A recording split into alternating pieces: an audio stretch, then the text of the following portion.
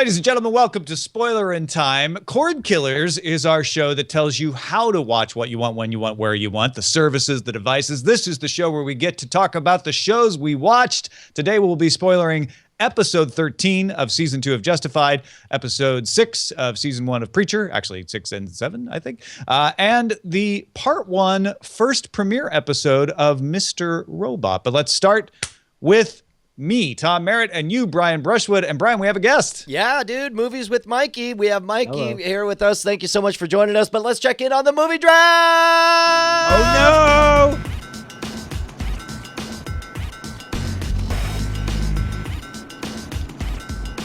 no. I don't know, Brian. This seems wrong. This seems wrong. Chainsaw Suit has been in first place all year long. And then we don't invite Mikey on until the first week that he's number 2. To be fair, you invited me last week, but I had a July 4th party, and the condition was if you don't mind me being hellaciously drunk. So it's his own fault that he only showed up in time to watch his descent into madness. Dude, it's a two-person race at this point. Team Night Attack and Team DTNS both have 2 movies that are making money. Secret Life of Pets and Ghostbusters for Night Attack. DTNS has Suicide Squad and Star Trek Beyond. I am calling it. Dude, it looks really, really good for Team Night Attack because Secret Life of Pets opened bigger than Finding Dory. $103 million opening weekend. It's apparently a garbage movie, so I expect it to plummet much quicker than Finding Dory. Wait, who says it's a garbage movie? Really? I do. The reviews the reviews are really good, actually. What? I thought it was like 70%, 76%. Yeah. All right. They're very strong for a kid's movie about pets. I guess I'm accustomed to Pixar's 90+% Rotten Tomatoes streak on everything. Oh yeah, I don't know if you noticed that doesn't happen anymore. Yeah, Finding Dory got 95%. That's true. Did you see The Good Dinosaur? No. You are correct. Their perfect record is not so long retired. That jersey's in the rafters now. Yes, fair enough. But at this point, this is Illumination, right? The whole Minions effect is supposed to help this too. So I don't know. It's off to a strong start. It's doing what you want. Sure. Sorry, you said the Minions effect. And I am doubtful that it will surpass Finding Dory. Finding Dory is sitting at $420 million. I don't think this looks like a $400+ million movie to me. But Tarzan made 81? What's that? Tarzan made 81? Yeah. Goodness. 5th best buy in the draft so far. Yeah. So anyway, let's see. Team Night Attack. Better than Batman? We stole Batman. Team Night Attack is poised to take first place this week, and then we'll see how Ghostbusters does. We were talking on Twitter, Mikey, that the buzz on Ghostbusters is generally positive. I have seen some very cynical reviews, but I loved your take that it's like, hey, if you have any baggage going into it, it's going to be a problem. But if you just want to see a good movie, it's a good movie. If you want to look at baggage, go to @MikeyFace. Look at my mentions. Because I brought this up yesterday, and then Notch retweeted it, and then just total mention fail from that point on. Everyone so mad. I saw it Friday in a preview, and all I said was, just saw Ghostbusters, really funny, and people were shocked that I would even say that much positive about the movie, which is crazy. So they just respond with, "It's about ethics and journalism, Tom." Something like that. Yeah. Well, because all I said was I'm pleasantly surprised because it was 76. I think it's at 78 right now. It's higher than I thought it was. I was expecting a bad result because I've been hearing this garbage for so long, and then I'm like, "Oh, that's cool. I'm glad." And people are like, "These are all paid reviews. You're also paid because you linked this, and you don't like." Apparently, we're all just rich because I can tweet about Ghostbusters and make good money. Apparently. Wow, man, I want that job. Yeah, no kidding. But yeah, no, I think Night Attack became the favorite the moment those reviews came out because Secret Life of Pets did exactly what they needed it to do and will do well. And Ghostbusters is now getting positive reviews, which means a lot more people are going to go see it than would have before. And so, to me, Suicide Squad is my Secret Life of Pets. I know it's going to do well. Star Trek Beyond is the one that's suffering from, I didn't like the trailer, and I'm waiting to see what the reviews will be on that to see if DTNS even has a chance. Yeah. I look, I love it when it turns out to be a nail biter. So I hope all your movies do very, very well, but ours just do slightly better. Well, yeah, of course. And likewise, I feel almost the same way, but with a little change to that last statement. Right on. You want to talk about what we've been watching? Yeah, man. Let's start off with Mr. Robot. Okay, so there's a little ethical quandary here, Brian, because yesterday afternoon, if you didn't hear, and yesterday afternoon, I mean Sunday afternoon, they tweeted that part 1 of episode 1, it's a 2-part premiere, is available to watch. You can watch the first 48 minutes or whatever on Twitter by clicking on a link, and it would not be up there for long. So it was only up there for a few hours, and then it went away. But in the pre-roll, they not only had like a 3-minute countdown in the video, but then put a thing up saying you are 1% of the 1% who will get to watch this. So, be honored and no spoilers. Well, okay. In the traditional sense of spoilers, it's some piece of information is revealed that will ruin the experience if you know it. I can't think of what that would be. The conditions under which I go see. ahead, Mikey. I see. You see. You're saying essentially we entered a EULA by usage license agreement by watching. Which I don't think you can really enter a EULA just by viewing something. I think you have to take some action. But an implied social EULA or whatever. So from watching the trailer that his dad is back, right? And so you're like, well, wait a minute, okay. So he's still imagining that. So the conditions under which that is still happening. What happens after that last scene at the end of the season 1 is revealed. But honestly, it's most of the episode is about the fallout. Is about like what people are doing now that the system has fallen apart. And the one thing I feel safe saying isn't even really that spoilery is his sister is still leading the fight, saying we're losing. Like, even though we did all this stuff, we're still not winning this war. Yeah. Separately, hell of a performance from Barack Obama. They did the trick where they played out of context clips of Barack Obama speaking. Sure. But in this case, they actually, and I'm sure there was some CG wizardry happening, but he says that he calls out F Society specifically in there, which I thought was a cool moment. And Tyrell's name. Oh, yeah. And that's he right. Tyrell's name. That was the big one where I'm like, hold on. Did they just take syllables from other things he said? Did they get someone to redub it that sounded like him? Like, I'm wondering Probably what they did there. Sound alike. You can hear I'm sure it's like, sound alike. There's 2 different audio fidelities, but I can't pick out like an Obama impersonator. Yeah. Well, I thought it was it was smooth. I loved it. It was very Mr. Robot in that moment, and it was kind of a throwaway bit.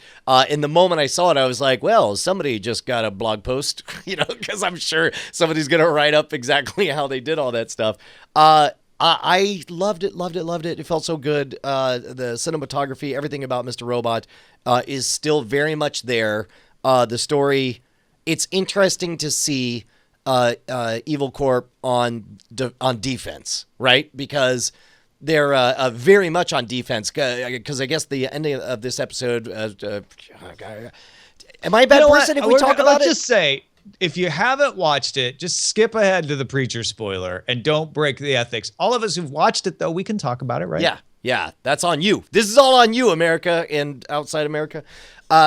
The ransomware thing was great, and it was cool because I got to, as a lot of this stuff is all based in reality, I of course had to explain to Bonnie, like, oh, no, this is a real thing. All your files get encrypted. They demand Bitcoins, usually as a Russian hacker or whatever. So I loved it, man. I loved it, and I'm excited to be back. It did annoy me a little bit that it was the first half. They were acting like, we're giving you the first episode. We're F Society, and then you finish, and it's like, not really. That is only annoying because they put part 1 and intermission at the end, right? Well, that's why I didn't understand. understand. Making you feel like you were halfway through. If they had just said this is episode 1 and ended it where it ended, it felt like an episode to me. Well, I agree. Do you think that's a case where that's what USA's marketing team wanted? Yeah. It was like, I don't know if it's the marketing team, but it's definitely their play of like, here, but don't you want to keep watching? You need to go get the USA Network now. Yeah. Interesting. Anyway, spoiler alert. I loved it. What about you, Tom? I liked it a lot. The one thing that, and this is being super picky because Mr. Robot is so good. The scene with the woman who was angry that she couldn't get into her account to confirm that she had paid off her loan felt slightly contrived. Just a little hollow, little servicey. For Mr. Robot, even if in another TV show, it probably wouldn't have. But that one felt like, well, we have to show the mainstream public's reaction. But that's it. That's all I could pick on. Everything else was solid. Everything else was really, well executed in a creative and introductory way. And I like that Elliot turns against you early on. And it's I don't know if I could trust you guys anymore. Well, yeah, after what you did. And it's like, I enjoyed me being on defense. Also, in his notebook, there's, and of course, I should go back frame by frame and read everything that he wrote in there. But he pencils in a QR code.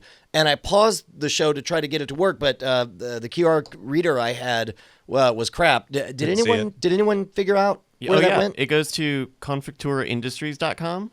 This is like an old school, like early 90s website. GeoCities page of the day. Yeah. Link exchange. Holy moly.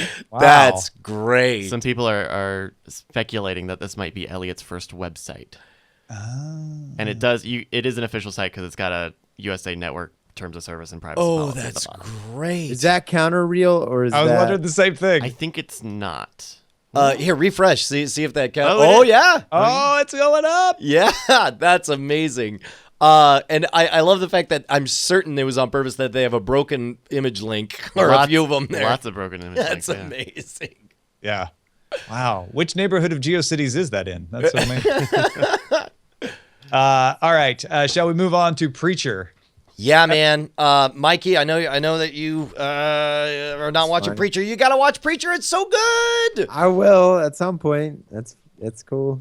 Here's the thing. Before we get I into like you guys about, let's spoil season 2 of what % of the people currently in chat have watched the first episode of season 2 of Mr. Robot? Because that's good question. I'm guessing not a lot of people. Oh man, I don't know. I wonder what the percentage is of people who listen or watch Spoilerin Time and haven't watched any of the stuff we're talking about. Yeah. Okay. All right. Let's talk Preacher, man. Okay. And just so you know, episodes 6 and 7, no matter how you count, we're up to date. We watched yesterday's episode too, so we are talking about all of Preacher that has aired so far. Oh, that's right. We okay. So let's start with last week's episode. That cold open. I mentioned this on the Weird Things podcast. Maybe one of my top 20 movie or television moments of all time. Like the cold open where they give this massive information dump about the nature of these angels and blah blah blah, and then this Burly Man-esque sequence, the Burly Man sequence from Matrix Reloaded, where there was just 1,000 Agent Smiths. They essentially do that in the hotel room. It was so funny, and I was so glad that I had the closed captioning on because the snippets of conversation that you can only half hear, when you know exactly what they're saying, you could tell that in the script. It was great. Loved it. I'll tell you what, Preacher does the info dump right. Yeah. Usually an info dump is a criticism, like, well, they were running out of time, or it's a weakness in the plot that they had to explain over. Twice now, they've done info dumps that you're like, oh, thank you. That's amazing. You're not wasting my time, and now I have all my questions answered. Once with Cassidy and his vampirism, and the other right here with like, oh, here's where we're from, and this is how all this works. Yeah, and the other thing they do, and we talked about this at the very first episode, is they do a great job of inoculating you against anything that might seem cheesy or contrived or over the top. And they do it by calling it out early on or putting you in a position. For example, the fact that the moment they say the word Genesis, Cassidy says, that's a terrible name. What, like from the Star Trek? It's like, and then like 3 times they're like, it's a terrible name. And then the next episode, this week's episode, completely saying Genesis unironically because now we're inoculated. We get it, and we're in the space, and now it's a real threat. Loving the I guess the rest of last week's episode I thought was pretty good. But it was good. It was really all just leading you to that final moment where he loses control and uses his power in a way that isn't good. by sending Arseface to hell. Yeah, to literally send Eugene to hell, which was that was a great moment because everything happened just in audio. They didn't show us. They didn't give us some kind of sci-fi looking stuff. It's just that he slips and says it, and you briefly hear, so a soundscape of what hell may be, and you see that program fluttering to the ground. Going into the next episode, he of course just does fairly lackluster sermon and so on. Well, the setup was that he was going to use his power in the sermon, right? That was what the argument with Cassidy was about. And he says the words "serve God," but he doesn't use Genesis to say them. So he has backed off, but at the same time, the rest of the episode, he's in total denial. Yeah. And I guess that's the significant thing to the opening on this week's episode is that Cassidy saw all that go on. And so Cassidy, they've had this fast bromance, but now all of a sudden Cassidy is like, maybe he's not a good guy. And it's weird that Cassidy is the one with the moral high ground here. Well, and also I love what they're doing with Cassidy, where he's like, I'm not going to be nice to you about this horrible thing, but I'm going to be your friend and be like, okay, yeah, it happened. I'm not going to let you get away with pretending it didn't happen. I'm also going to punch you in the face with a fire extinguisher to get you to pay attention. But I'm your friend. So what do? What can I do to help? You have a problem you need to fix. I'm not going to let you run away from it. So that scene with the fire extinguisher, I thought it was significant that he comes out and, he has a fairly dramatic way of making it clear, hey, I'm a vampire and so on, handing him the fire extinguisher. But we never see Preacher put him out. No, that's our cliffhanger for next episode, right? Yeah. No. We see him come back afterwards. Right, but we don't know what happened to Cassidy. That's what I'm saying. Correct. And I'm digging the moral ambiguity of our main character, where it's like, they say at the beginning, no, he's not a good guy. He's not a good guy. Everyone says it. But then we all again, this is that thing. But like, this is the first time I felt, I think he's maybe not a good guy, which it's weird to get in that space. And I guess and how awkwardly awful was that dinner? Where you have the Cassidy, Tulip, Jesse triangle, but also actually it's a quadrangle, I guess, because she has a crush on the preacher, yes. And I can't remember her name now, but Good Girl, we'll just call her that. Yeah. Yes, and Good Girl got let in on more of that talk now. Well, I feel like she was suspicious of something going on, and I don't know that she saw what happened with Eugene, but she knew that Eugene didn't walk out of that room. Yeah. That's right, because she covered for him. Yeah. Yeah. And then I don't know, the ending of last night's episode didn't really have a lot of heat to it. Him saying, sign over the property. I'm not a Christian. Well, but no, what was interesting about that, I was like, wait a minute. So Genesis wore off? Well, and that, or is it a loophole? Like, that was really interesting to me. Well, and that's the real question is well, what good is it? Is it a literal thing? I mean, we obviously saw real consequences with Eugene, and certainly everybody does in the short term what he wants. But in fact, I don't think he used Genesis at all this episode, did he? He doesn't, does he? Because he backs off in the sermon. He's already used it on Eugene. You think he's going to use it a couple times, but you're right. Yeah, and so that's afraid. significant. So the last time he used it was on Eugene. So I wonder. I don't know. Chekhov's Genesis. He's already used it, so I don't know if Chekhov applies or not. Okay. I'm just saying, like, there's that moment. There's going to be some moment where it's significant that he uses it as. Well, yeah, we're waiting for the next time that he feels, but it definitely shows he has a crisis of confidence. Like, oh, maybe I shouldn't use this. Maybe I'm not in control. Last thing, I loved the surreal bizarreness of a bunch of meat processors dressed as Union and Confederate soldiers and driving a Bobcat to go raise a church is how they ended. That was a delightful scene. Neither one of us have mentioned the flashbacks, which to me were not as strong.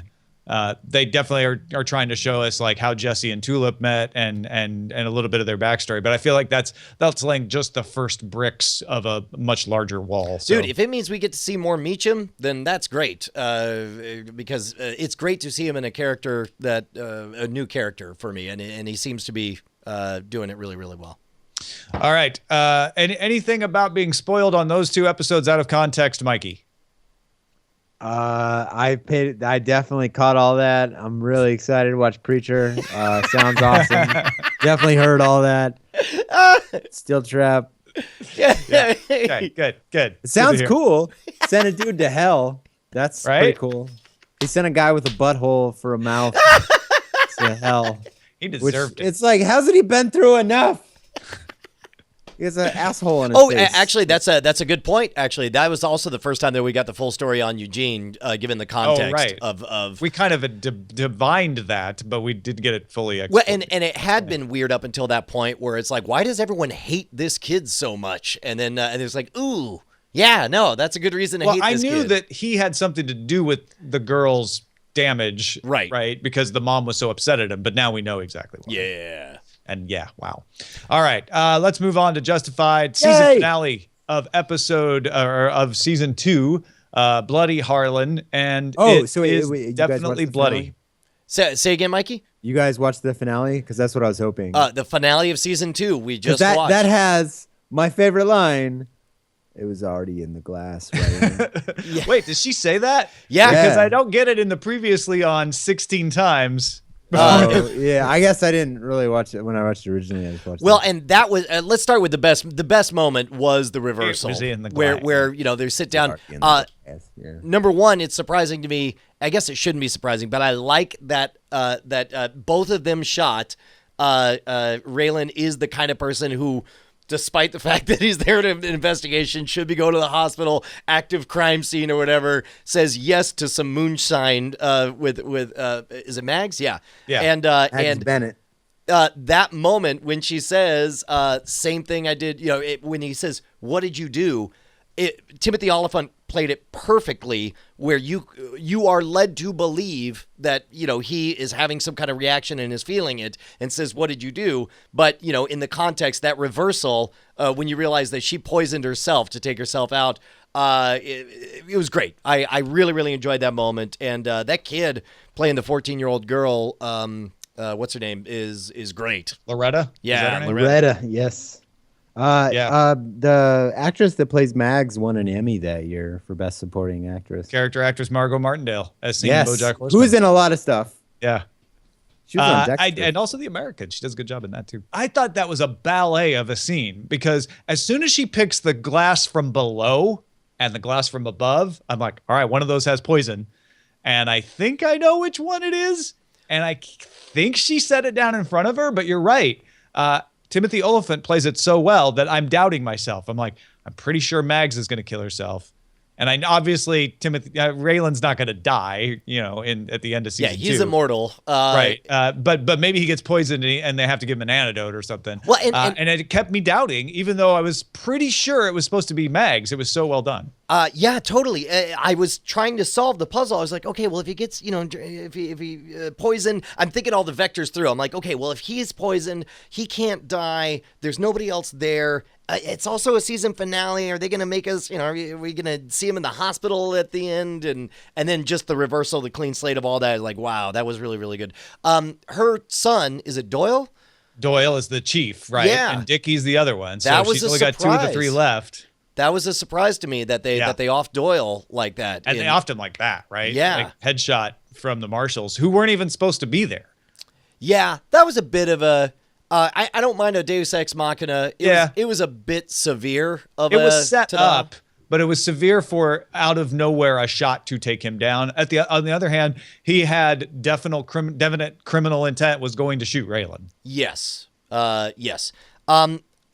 Man, Dickie again just gets more and more interesting. What about the final insult to Dickie before you carry on here? Oh, sure. Is that Mom said, Coover and Doyle are dead. I have nothing to live for. That is exactly what I was gonna say. It is like the bad one. That's all that's all left. I've got left is Dickie. I'd rather die. I'm out. Oh, yeah. And that's, I don't know. That is making Dickie increasingly interesting to me. That he is clearly a child that grew up without love and affection. I don't know. He may turn out to be, I was not a fan of him as a credible villain, but that is altering very quickly.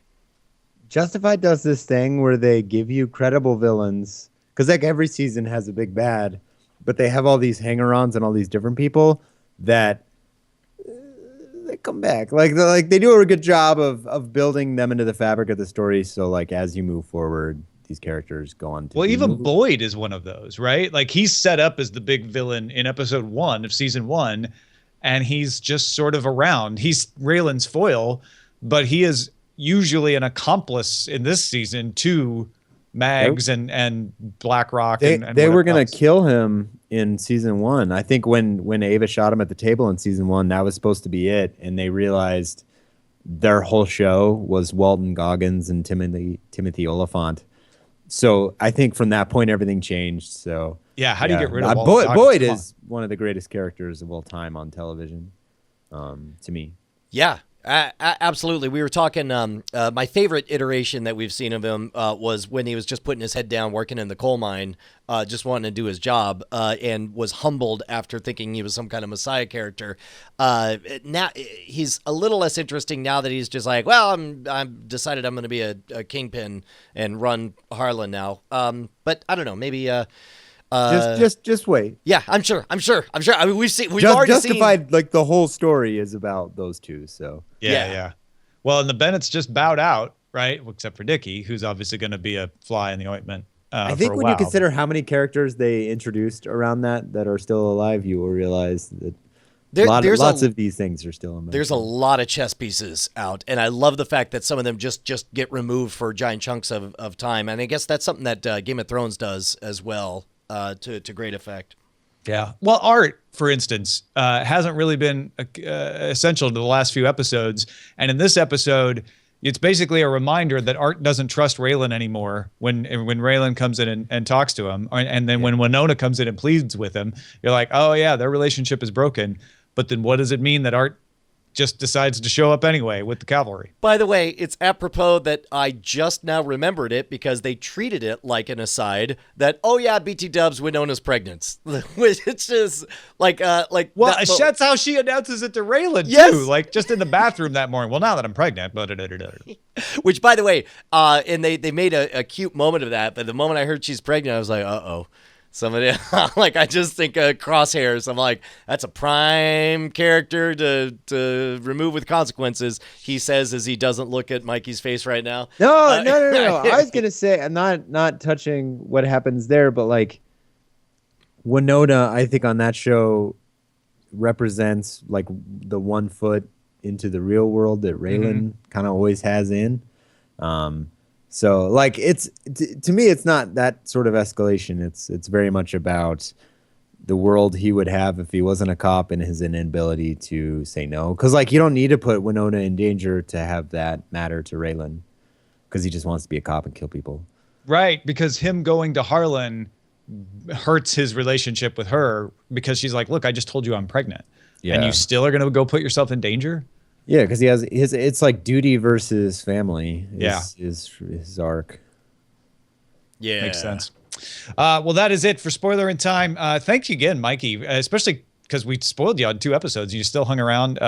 Totally great to talk Justified with you as well. It doesn't matter. Oh, can I share my Walking Dead theory? Absolutely. Oh, sure, yeah. All right. So, by the way, I have not watched the last episode, so tell me what your theory is. Well, about. Luckily, it was a cliffhanger. Yeah. So they did the thing from the comic, and in the comic, they introduced a character that killed another character with a baseball bat. And there's a lot of people speculating about this, but I'm gonna logically hit this because what they did is they killed a character after a 10-minute monologue, and then didn't tell us who that character was. They showed us in first person them dying. So a character has died, but we don't know.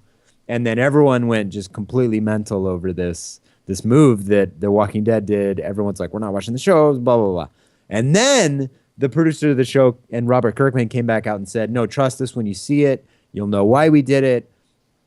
And while putting all these pieces together, I have decided that the only person they could have killed is Rick Grimes. The main character of Walking Dead has died. That is my theory. Wow. Because if they think we're all going to be happy with the result, what other result could it have been? Because they said, like, you'll be fine that we didn't tell you. It has to be Rick Grimes, or everyone's done watching the show. Wow. So when I'm right, I get your logic, and it is not faulty. At the same time, I just can't see how they do that. Well, like how they check this out. What is the main draw for that show?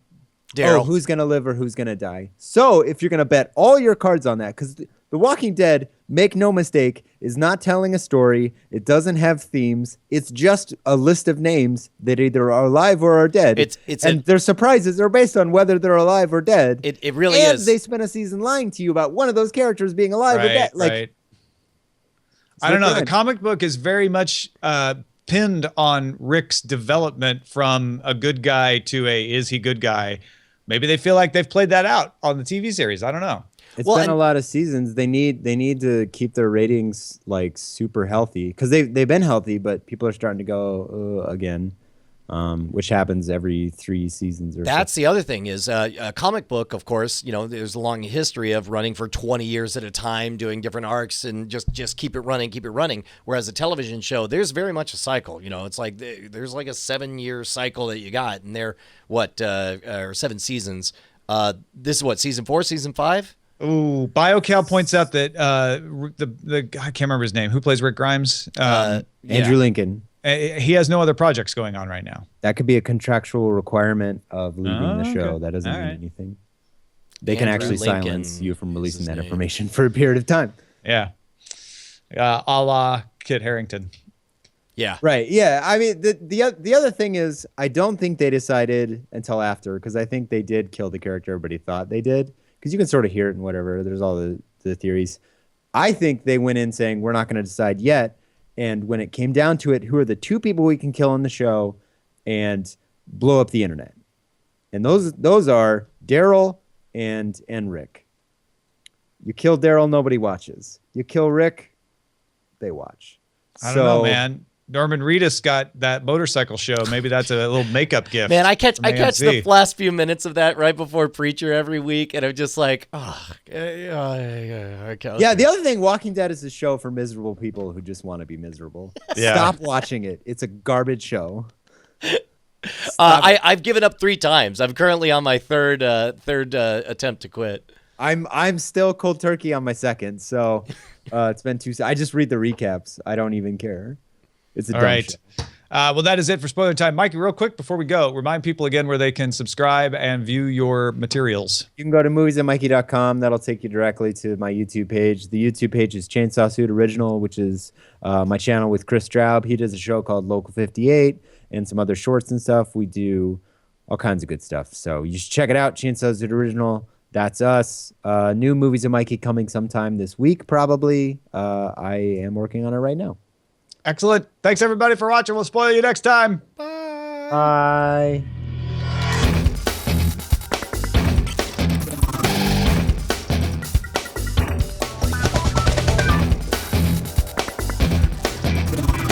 Diamond Club hopes you have enjoyed this program.